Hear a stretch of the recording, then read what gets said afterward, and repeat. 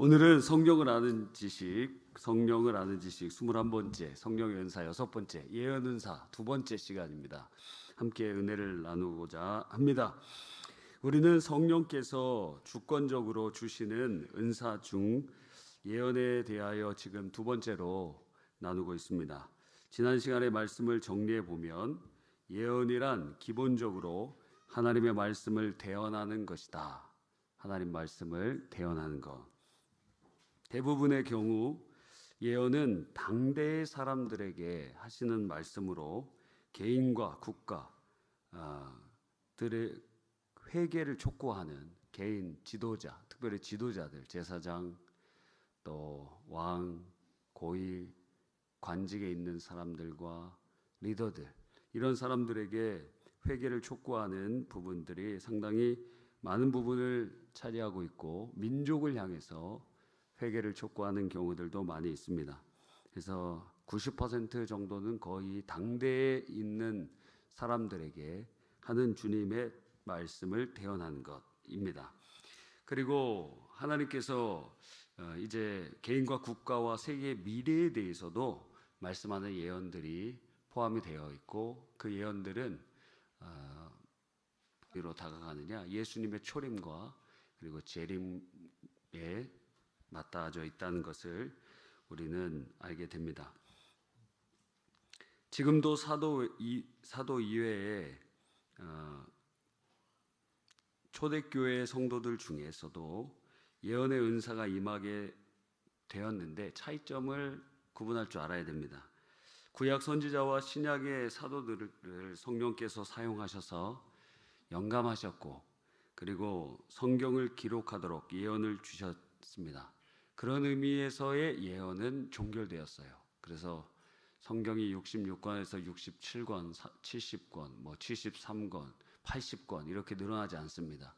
그래서 구원에 관련된 이 모든 것은 종결이 되었습니다. 그렇다면 사도 이해의 초대교회에서부터 이 예언자라고 칭해지는, 선지자라고 칭해지는 자들의 예언은 무엇인가? 바로 그들의 그 예언은 성경으로 판단되어야 한다고 말씀드렸어요. 고린도 교회에서도 예언이 임했고, 그리고 예언이 임한 다음에 사람들이 분별하는 그런 시간을 가졌습니다. 예언이 하나님의 말씀을 대언하는 것이라는 대명제에 의하면 신약의 설교는 예언과 같은 모습을 보여줍니다. 그런데 고린도전서 14장에 분명히 가르치는 말씀과 계시를 구분하고 있다. 그렇다면은 넓은 의미에서 하나님의 말씀을 대언하는 설교는 예언의 범주에 들어가지만, 구체적인 강론으로 말씀을 드리면은 구분할 수 있다. 은사적인 예언의 은사가 따로 작동되고 있다는 것을 보여주고 있는 것입니다. 오늘 읽은 2번째 본문을 보면 이제 예언의 은사의 그 특징이 나타나 있습니다. 24절로 25절을 다시 한번 읽어볼까요? 그러나 다 예언을 하면 믿지 아니하는 자들이나 알지 못하는 자들이 들어와서 모든 사람에게 책망을 들으며 모든 사람에게 판단을 받고 그 마음의 숨은 일들을 드러나게 되므로 엎드려 하나님께 경배하며 하나님이 참으로 너희 가운데 계신다 전파하리라. 이것이 바로 신약의 예언 은사의 특징이라는 거예요. 신약 예언 은사의 특징. 그래서 세 가지로, 물론 한 가지로 말할 수 있지만 세 가지로 분할해서 우리가 한번 살펴보려고 하는 것입니다. 첫 번째는 감춰 있는 것을 드러낸다. 감춰 있는 것을 드러내고 있어요. 25절에 보니까 그 마음의 숨은 일들을 드러낸다. 예언의 은사자들이 예언을 하면 누군가 예언을 받는 피예언자, 그러니까 예언을 받는 사람들의 감춰져 있던 것이 드러나게 됩니다. 마치 하나님의 말씀이 선포될 때 우리의 심령 골수가 쪼개고 남음이 있는 것처럼, 벌거벗은 것 같이 드러나는 것처럼, 바로 예언의 은사자가 똑같은 얘기를 하더라도, 예를 들어 집사님 기도합시다, 어떤 팩트를 얘기하지 않아도 똑같은 단어를 사용해도 현상이 달라요. 집사님 기도합시다. 이렇게 얘기했는데 일반 사람들이 그냥 얘기하면 그냥 기도 같이 하자는지 알잖아요. 예언 은사가 있는 사람이 얘기하면 그 사람의 마음에 있는 것들이 본인 스스로 그 말을 통해서 찔림을 받고 드러나게 된다는 거예요. 이게 굉장한 차이가 있는 것이죠. 이때 예언의 은사자들은 드러난 것에 대하여 이걸 내가 그 사람에게 말해야 되는가, 아니면 그 사람을 위해 기도해야 되는가, 이걸 또한 분별해야 됩니다. 내가 누군가를 위해서 기도하고 있는데 하나님께서 알려주세요. 알려주셨어요. 근데 그걸 말해줘야 되나? 아니면 기도해줘야 되나? 수많은 사람들이 교회에서 예언은 교회의 덕을 세우는 것인데 교회에 분란을 일으키는 경우가 많기 때문에 예언을 못하게 하는 거예요. 고린도 교회가 대표적이죠. 은사 열광주의자들 때문에 교회가 막 쑥대밭이 되고 그렇게 되어버린 것이에요. 그러니까 그럼에도 불구하고 바울 사도는 예언을 사모하라고 말씀하시니까 대단한 거예요. 대단. 보통의 교회들에서는 예언 은사를 있더라도 거의 표현하지 못하도록 하고 그 예언적 사역을 금하는 경우가 굉장히 많이 있는데 그것은 마귀에게 미혹당하기 때문이기도 하지만 본인이 예언을 받은 것을 이걸 말해야 되나 기도해야 되나 그걸 구분하지 못하기 때문에 문제를 일으키게 되는 것입니다. 예를 들어 실화인데 어떤 그 대구의 어떤 교회 갔습니다. 근데 작은 교회여서 상가에 시장에 있는 교회인데 그 목사님이 예언 은사가 있어요. 그래서 그 목사님이 본인 성도, 그 교회 성도인데 성도가 기도를 이렇게 하다 보니까 어떤 모텔에 들어가는 거예요. 기도를 하는데 그 알아지는 거예요. 그래서 그 사람을 불러다 얘기했든지 공개적으로 얘기했는지 그거는 정확히 내가 기억이 안 나는데 얘기를 한 겁니다. 당신 내가 기도하다 보니까 모텔에 들어가던데 무슨 일이냐? 그렇게 얘기를 한 겁니다. 어떻게 됐느냐? 그 사람도 교회 떠나고 교회에 시험이 들고 큰 어려움이 닥치게 되었다는 것입니다. 여러분 그러니까 예언의 은사 받았는데 그걸 말해야 될지 기도해야 될지 이것도 구분하지 못하면 그냥 기도만 해야 됩니다. 구분을 못하면 그냥 기도만 하세요. 주님께서 말하게 하신다면 주님이 또 다른 사인이 있게 될 것입니다. 하나님의 허락 없이 함부로 발설함으로 사람들에게 상처를 주고 시험을 주면 교회의 덕을 세우는 것은 고사하고 오히려 교회의 덕을 깨트리는 그러한 사단의 일에 동참하는 자가 되게 되는 것입니다. 어떤 경우에는 신방을 가보면은 그냥 저절로 알아져요. 여기 개업 예배 드리러 왔는데 여기는 망할 것이라고 믿어져요. 망할 것이 믿어져. 그런데 어떻게 해야 됩니까? 집사님, 이번 사업 시작하셔서 축하드립니다. 근데 이 사업은 망할 겁니다. 사실은 맞는데 그렇게 얘기하면 그 성도 시험 들어요. 네, 사업 망하는 게 낫지. 성도의 그 영혼을 살리는 게 더 중요하지 않겠습니까? 그러니까 알아지는 것과 말하는 것은 다르다 이거예요. 다르다. 말하는 것까지 허락받은 게 아니다 이거예요. 이것을 구분할 줄 알아야 되는 것입니다. 그래서 예언하는 자는 말하는 법과 입 다무는 법을 배워야 하고 항상 그리스도의 교회의 덕이 되는 방향으로 은사를 사용해야 됩니다. 지금 제가 말씀드리는 것은 다 선대 목사님 그 성령론 2권을 참조해서 말씀드리는 거예요. 자세한 것은 그 책을 참조하시기를 바랍니다. 두 번째, 자 우리가 본 고린도전서 14장 24절에 보니까 두 번째 예언 은사의 특징이 있습니다. 그게 무엇이죠? 책망과 판단을 받게 한다는 거예요. 그러니까 예수 믿지 않는 사람들 교회에 들어왔습니다. 등록하고 또 주님을 잘 알지 못하는 사람이 교회 예배에 참여했습니다. 그런데 예언의 은사를 통해서 그 사람이 책망을 받아요. 그 죄가 책망이 드러나면 책망을 받고 판단을 받으면 어떻게 되느냐? 이렇게 되죠. 25절에 보니까 엎드려, 중반절에 보면 엎드려 하나님께 경배하게 된다. 엎드린다. 이게 뭐예요? 굴복당한다는 거예요. 하나님 어디 계셔? 그냥 마음 약한 사람들이 그냥 교회 다니는 거지. 그랬던 강박했던 사람들이 이 예언의 은사를 통해서 거꾸로진다는 거예요. 진짜 하나님 계시네? 진짜 하나님께서 나의 모든 것을 감찰하고 계시네? 그러니까 그 교만하던 자들이 무너져 내리게 되는 것입니다. 책망을 받고 돌이키게 되는 것이죠.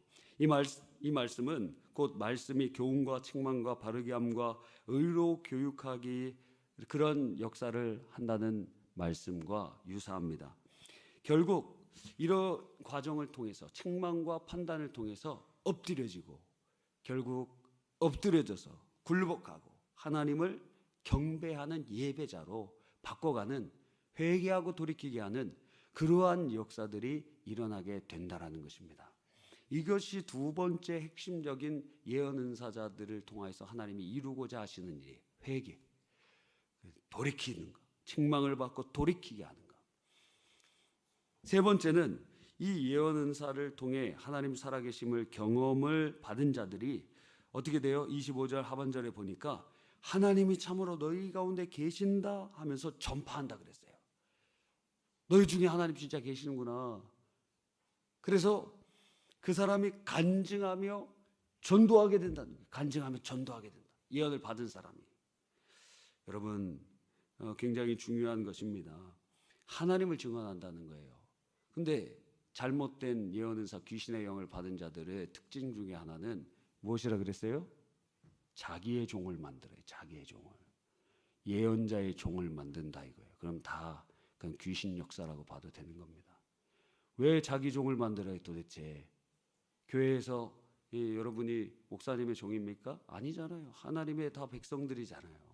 자기 종을 만드는 거 그건 하나님을 월권하는 것이요. 그것은 망하는 일이 목숨 거는 거예요. 죽는 일이에요. 자기 사람은 왜 만들어요 도대체? 하나님의 사람들로 세워 나가야 되는 것 아닙니까? 그래서 자세히 그래 현상만 보면 알아요.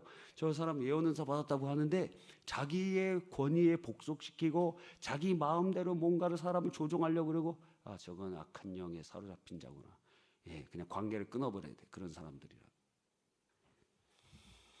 그래서 결국 하나님 살아계심을 증거하고 하나님을 찬양하도록 그렇게 하는 것. 그래서 그 사람이 정말 하나님 살아계심을 경험하면서 전도하는 전도자로 바뀌게 만들게 된다라는 것입니다. 자, 그렇다면 어떤 식으로 예언이 임할까요? 예언이 임한다. 자, 성경에 보니까 하나님의 말씀이 임한다고 이렇게 표현이 되어 있거든요. 예언자들에게 하나님의 말씀이 임하니라. 에스겔서에 보니까 하나님의 말씀이 권능으로 임하니라. 하나님의 말씀이 임하니라. 그럼 어떻게 임하느냐고요? 하나님의 말씀이. 자, 예언이 어떻게 임합니까? 첫 번째는 우리의 귀로 들리도록 임해요. 귀로 들리도록. 하나님의 음성. 자, 귀로 들어본 사람. 실제로. 한 명. 한 명밖에 없습니까? 둘, 또 셋, 넷, 다섯, 여섯, 일곱. 하나님의 음성을 귀로 직접 듣는 경험은 매우 적어요. 매우 적어요. 귀로 직접 듣는 거. 왜 여러분이 하나님의 음성을 직접 귀로 들으면 이스라엘 백성들이 받은 충격과 같은 역사가 일어납니다. 시내산에서 하나님께서 강림하셨는데 하나님이 직접 말씀하셨어요. 백성들에게. 그랬더니 백성들이 하는 말이 무엇이냐면 모세야 너가 하나님 앞에 가서 너만 듣고 와서 우리한테 얘기해 달라. 왜? 하나님 말씀 듣다 보니까 우리 다 죽을 것 같다. 두려워서. 하나님 말씀 두려워갖고 우리는 하나님 말씀 듣고 싶지 않다. 너가 가서 하나님 말씀 듣고 우리에게 전해줘라. 그래서 귀로 하나님의 음성을 듣는다는 것은 매우 적은 일인데 그것은 평생 많지 않아요. 굉장히 적고 충격적인 어떠한 일이 될 수 있습니다. 근데 이제 구약 성경에 이렇게 하나님의 말씀이 직접 임하는 경우도 첫 번째 케이스고 두 번째는 많은 경우 영적인 음성으로 들려요. 그러니까 귀로 들리는 건 아닌데 알아져. 귀로 들리는 건 아닌데 주님이 말씀하시는 것이. 찾아봅시다. 시편 19편 3절로 4절, 시편 19편 3절로 4절, 민수기 12장 8절 순서대로 찾아보겠습니다. 시편 19편 3절로 4절. 자, 화면을 보면서 한번 같이 읽어볼까요? 시작. 언어도 없고 말씀도 없으며 들리는 소리도 없으나 그의 소리가 온 땅에 통하고 그의 말씀이 세상 끝까지 이르도다. 하나님이 해를 위하여 하늘에 장막을 베푸셨도다. 자, 다시. 언어도 없고, 그죠? 말씀도 없고 들리는 소리도 없어요. 귀로 안 들려요. 귀로 들리는 게 아니에요. 그런데 그 다음 4절, 그 소리가 온 땅에 통하고 그 말씀이 세상 끝까지 이르는도다. 놀랍지 않습니까? 이거 말 그대로 이것을 가리켜서 영음이라고 하는 거예요. 주님께서 귀로 말씀하시는, 실제적으로 들을 수 있는 그런 음성, 이거는 매우 적고, 그런데 영적으로 주님께서 영음으로 우리에게 알려주시는 경우들도 있다. 또 찾아봅시다. 민수기 12장 8절.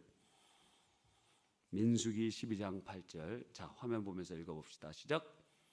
그와는 내가 대면하여 명백히 말하고 은밀한 말로 하지 아니하며. 예, 그는 누구냐면 모세예요. 그는 모세. 모세와는 주님께서 대면하여 명백히 말했다는 게 이게 무엇이죠? 첫 번째죠. 음성이 들리고 주님의 존전 앞에서 주의 음성을 귀로 들으면서 대면하면서 얘기했다는 거예요. 그런데 미리암이나 아론은 어떻게 했다고요? 은밀한 말로 했다는 거예요. 은밀한 말로. 너희와는 은밀한 말로, 영음으로 내가 교통하잖아. 근데 모세와는 대면하여 말한다. 내가 대면하여. 그래서 이 영음이라는 것, 은밀한 말이라고 칭해져 있는 이 두 번째 모습을 우리는 보게 되는 것입니다. 영음으로. 자, 영음을 들어봤다. 영음. 이거 많을 겁니다. 예, 한번 손 들어보세요. 영음을 들어. 네, 손 내리세요. 한 5분의 1이 넘는 것 같습니다. 한 4분의 1 정도는 영음을 들어보신 적이 있는 것 같아요. 근데 그거 하나님이 말씀하신지 마귀가 한지 자기가 한지 어떻게 알아요? 어떻게 알아요? 그냥 알아요? 네, 그거 잘 분별해 보시기 바랍니다. 선대 목사님 책 성령론 3권에 잘 나와 있어요. 세 번째는 예언이 어떤 식으로 임하는가 하면은 생각 속에 임해요. 생각 속에. 영감된 생각으로 이렇게 알게 해주세요. 어떤 글을 쓸 때나 특별히 목회자들이 설교할 때 혹은 말을 할 때 생각 속에 들어오는 영적인 생각들인데 이것을 글로 받아 쓰거나 말로 표현하는 경우에 예언이 되는 경우들이 있을 수 있습니다. 이런 경우들이 있을 수 있어요. 설교 준비하거나 이럴 때 하나님께서 역사하시고 그런 경우들이 종종 발생하게 됩니다. 네 번째는 이런 경우도 여러분이 많이 있을 거예요. 이 심중 예언이라고 하는 것인데 저절로 알아져요. 그냥 영음이 들리는 것도 아니고 귀로 들리는 것도 아니고 생각 속에 그냥 뭐가 떠오르는 것도 아닌데 그냥 알아져요. 예수님께서 나사로가 죽었을 때 요한복음 11장 11절로 14절에 보면은 나사로가 죽었다 그렇게 얘기하세요. 즉각적으로 아셨어요. 물론 신성을 따라서 전지하신 분이시기 때문에 다 알고 계시지만, 그런데 이런 현상이 예수 믿는 사람들에게도 나타나기 때문에 이 영적인 은사와 연관을 시켜서 생각해 보는 것입니다. 마태복음 9장 1절로 4절과 마태복음 12장 25절로 26절에 보면 예수님께서 사람들의 마음을 저절로 아셨어요. 바리새인의 마음을 아시고 서기관들의 마음을 아시고, 너는 내 양이 아니므로 내 말을 듣지 않는구나. 내 양은 내 음성을 듣고 나를 따르는 도다. 넌 나를 죽이려고 하는구나. 우리가 언제 죽이려고 했습니까? 그냥 아는 거예요. 그냥 알아주는 거예요. 그냥 알아줘요. 이런 거 경험 있으시잖아요. 예를 들어서 우리 학생들, 나 대학에 붙겠다. 그냥 알아줘요. 그냥 알아줘요. 대학에 붙겠다. 반대로 대학에 확실히 떨어지겠다. 알아줘. 예, 알아주는 경우들이 상당히 있습니다. 그냥 저절로 알아져요. 그 뭐라고 설명할 수가 없어요. 그냥 저절로 알아지는 그러한 현상들이 일어나게 되는 것입니다. 책에 보니까 우리 선대 목사님 책에 보니까 이렇게 설명해 놓았습니다. 영적인 감각이 예민해지면서 영감이 오고, 그래서 여러분 이렇게 기도하시면 돼요. 하나님 제게 영권을 주세요. 그리고 영권이라는 것은 세 가지가 들어가 있는 것인데, 영안을 열어주십시오. 영감을 허락하여 주십시오. 영력을 주십시오. 이 세 가지를 영권이라고 표현하는 거예요. 그래서 하나님 그런 은혜를 주십시오. 주의 일은 주님의 힘으로 해야 될 것 아닙니까? 아멘입니까? 그러니까 이 영적인 감각이 예민해지면서 심령에 마치 레이더에 뭐가 감지되듯이 알아지는 거예요. 그냥 저절로 알아져요. 영적인 지각 능력이 무엇인가, 정체불명의 어떤 감각이나 사실을 접촉했을 때 심령 속에 무언가가 발견되는 것처럼 딱 걸리는 느낌이 옵니다. 눈에 보이는 게 없고 귀에 들리는 게 없고 손에 잡히는 게 없고 어떻게 이루어질 것인지 전혀 예측도 안 되지만 알아져요. 이와 같이 어떨 때는 이것이 기쁨의 역사일 경우도 있지만 많은 경우에는 시험인 경우들이 상당히 많아요. 그래서 주님께서 시험이 다가오기 전에 우리에게 알려주시는 경우들이 있어요. 교회에서 갑자기 기도나 금식을 이렇게 할 때는 이 목사님에게 뭔가 사인이 온 거예요. 뭔가 이렇게 사인이 와요. 그러면 미리 준비하라. 그래서 금식도 하고 기도도 하고 그렇게 하는 것이에요. 근데 가만히 있잖아요. 가만히 있으면은 시험의 불길이 확 일어나. 그냥 가만히 있습니다. 그래서 1년 내내 우리가 기도할 때가 가장 안전해요. 특별 새벽 기도하고 우리가 주의 이름을 부르고 주님 앞에 나아갈 때 그때 가장 안전해요. 근데 기도 딱 끝나면 마귀 역사가 또 이런 모습으로 저런 모습으로 시험 들게 하는 경우들도 상당히 보게 되는 것입니다. 자, 이와 같이 불안하고 이상한 예감이 일어나거든 그냥 넘어가지 말고 즉시 심각하고 조용히 주께 엎드려 기도해야 됩니다. 하나님, 마음이 답답한데, 마음이 불안한데, 아니 예수 믿는 내게 성령 안에서 평강이 기본적인 것인데 왜 마음이 불안합니까? 왜 마음이 답답합니까? 원인이 없어요. 누가 시험 들게 한 것도 아니고. 근데 갑자기 그래, 갑자기. 이거 왜 그럽니까? 주님 앞에 기도하는 거예요. 도대체 하나님 알려주십시오. 뭔가가 느껴지고 있는 것입니다. 그러므로 많이 기도하면서 가끔 고요한 가운데 마음을 깨끗하게 하고 깊은 묵상에 잠기면서 하나님의 알려주시는 뜻을 우리가 심중에 알게 되는 것입니다. 어떤 사람을 기도할 때도 그런 것들이 나타나고 현상 가운데서도 이 사단의 흉계들을 깨달아 알게 돼요. 그러면서 대처하게 되고 기도하고 물리치게 되고 그렇게 하는 것을 보게 됩니다. 그래서 이런 경우는 상당히 많죠. 이런 거 경험해 보시면 심중에 주님의 그 것들이 그냥 뭐 딱 특별한 것이 없는데 와서 막 타서 확실하게 알아지는 거. 네, 있어요. 예, 다 있으실 줄 믿습니다. 예, 다 있기 때문에 손 들기도 귀찮죠. 예. 저녁 예배 정도 오시면 다 그런 경험들이 있을 겁니다. 지금 의사소통 지금 되고 있는 거죠? 무슨 얘기하는지 잘 알아듣고 계시는 거죠? 예, 결론입니다. 이러한 예언의 은사에 대해서 지난번 말씀과 같은 똑같은 결론으로 여러분에게 이 예언의 은사를 정리하려고 하는 것입니다. 그러면 우리는 어떻게 해야 되느냐 도대체. 주님께서는 바울 사도를 통해서 예언을 멸시치 말라 그랬어요.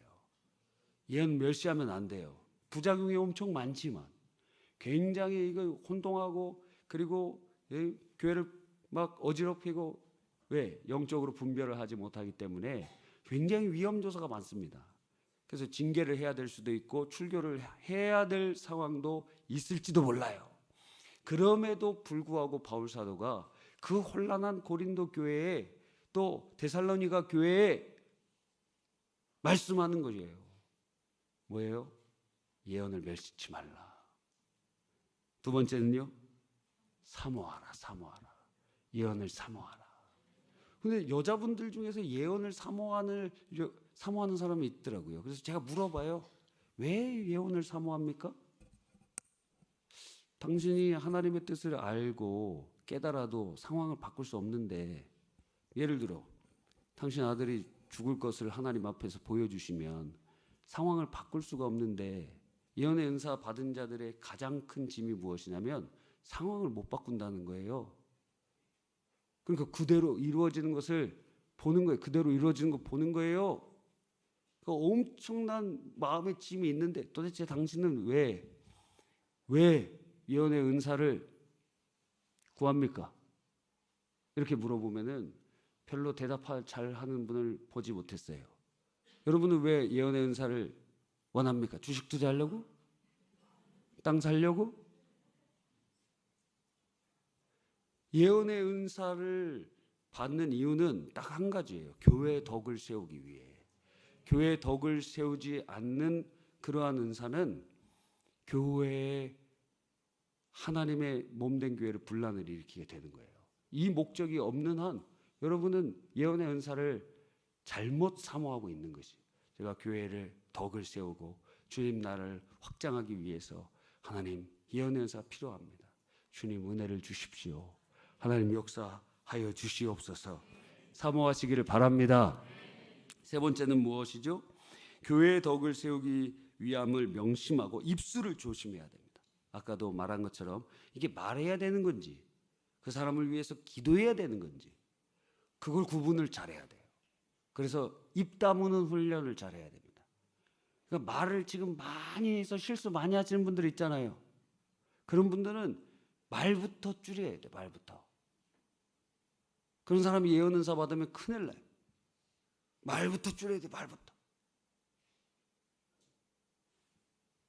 손자가 있는 분들은 손자 자랑하는 거 10분의 1로 줄이고. 예? 도대체 교회 와서 왜 집안 자랑하고 자식 자랑 도대체 뭐 하는 거예요 도대체. 예수님 자랑해야지. 아멘입니까? 고린도 전서 1장 맨 마지막 절에 그리스도를 자랑하라고 말씀하고 계시잖아요. 예, 저 두려워요. 예수 믿는 사람들이 예수님 이외에 자랑하는 것이 있으면 그거 다 날아갈 확률이 높아요. 여러분의 건강 자랑하고 난 건강은 자신 있어. 날아가요. 난 돈 많아. 그거 날아가요. 왜? 오직 주님만을 의지하는 사람으로 하나님 만들어 가시길 원하시는 거예요. 그러니까 두려워해야 돼요. 여러분 자녀 자랑, 손자 자랑 그거 다 하나님이 은혜 주셔서 그 자녀와 손자들 잘 자라는 거 아닙니까? 그 주님을 자랑해야지. 그렇게 해주신 주님을 높여야지. 그래서 우리의 말의 패턴을 완전히 바꿔야 돼요. 그리고 이 교회의 덕을 세우기 위해서 입술을 조심할 때 아는 체 하면 안 돼요. 내가 어제 기도해 봤더니 집사님 오늘 조심해. 아는 체 하지 말라 이거야. 아는 체 하지 말라. 예. 네 번째로 하나님께서 알려주시는 일부분만 아는 것을 인정하라. 그렇죠. 고린도전서에도 보니까 어떻게 돼 있어요? 우리가 지금은 부분적으로 아나. 부분적으로 안다. 또 열왕기하 4장 27절에 보니까 엘리사가 하나님께서 알려주시지 않으니까 지금 나에게 찾아온 그 여인의 그 기도의 제목을 알 수가 없었어요. 예언자인데. 그런데 거짓 선지자들의 특징은 다 안다고 얘기해요. 다 알아. 너가 그 말로 거짓말 장애임을 증거하는구나. 몰라요. 하나님이 알려주신 부분만 알아요.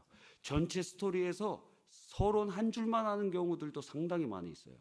결론 한 줄만 아는 경우들도 있어요. 그런데도 처음부터 끝까지 다 아는 것처럼 얘기하니까 자기 말을 하는 거예요. 자기 말을 섞는 거예요. 그러면서 귀신에게 도구가 되는 거예요.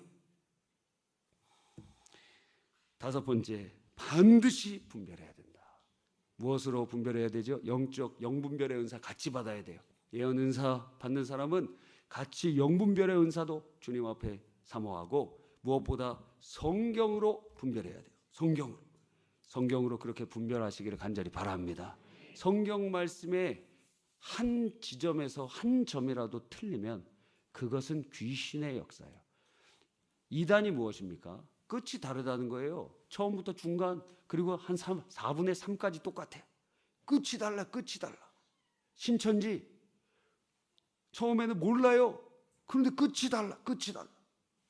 실상교리 가면은 말도 안 되는데, 실상교리 요한계시록이 실상이라는 거예요. 그래서 유재열도 나오고 뭐 일곱 무슨 누구들도 나오고, 예? 이만희 씨도 나오고 뭐 이렇게 하면서 그게 1대1로 사람들이랑 대칭이 되면서 실상으로 이루어졌다는 거예요. 그게 말이 믿어져요? 근데 처음부터 6개월간 그 공작에 들어가고 쇠뇌 당하면은 악한 영의 역사가 일어나면 그렇게 믿어지게 된다는 거예요. 여러분, 분별해야 되는 것입니다. JMS 특별한 은사가 뭐라 그랬어요? 두 가지라 그랬잖아요. 사람들이 다 미쳤어요? 예언과 신유가 있었다 이거예요. 그러니까 예언과 신유가 딱 나타나니까 사람들이 미혹되는 거예요. 미혹되는 거. 신명기에 어떻게 나와 있습니까? 예언이 성취되지 않으면 거짓 선지자라는 거 금방 알아요. 그런데도 영적 현상이 있으면 거짓 영적인 악한 마귀가 역사하는데도 영적인 엑스타시를 주면은 그걸 끊지 못해요. 틀리는데도. 성경에 분명히 틀리면 다 귀신 역사라 그랬거든요. 틀리는데도 못 끊어내요. 왜? 엑스타시가 있기 때문에. 귀신에게 사로잡히는 거예요. 그런데 더 무서운 게 있다 그랬잖아요. 무엇입니까? 실제로 성취되는 경우가 있다. 그 실제로 성취되는 경우 신명기에 나타나 있어요. 그리고 요한계시록 13장에 나타나 있어요. 실제로 표적과 이사가 나타나고 예언이 성취되는 경우가 있는데, 그것은 왜 주님이 허락하셨다 그랬죠? 하나님을 사랑하는가 경외하는가를 테스트하시려고 주님께서 그런 사람들을 종종 일으키신다고요. 말세에 그래서 거짓 선지자들이 나타나는 거예요. 여러분 잘 분별하셔서 승리하시기를 바랍니다. 예, 이렇게 열어두기 시작하면 여러분이 이제 기도하고 그러면 예언의 은사가 임하는 사람들이 나타나기 시작하는 거예요. 그래서 미리 얘기해 주는 거예요. 여러분이 교회의 덕을 해치면 반드시 징계할 거예요.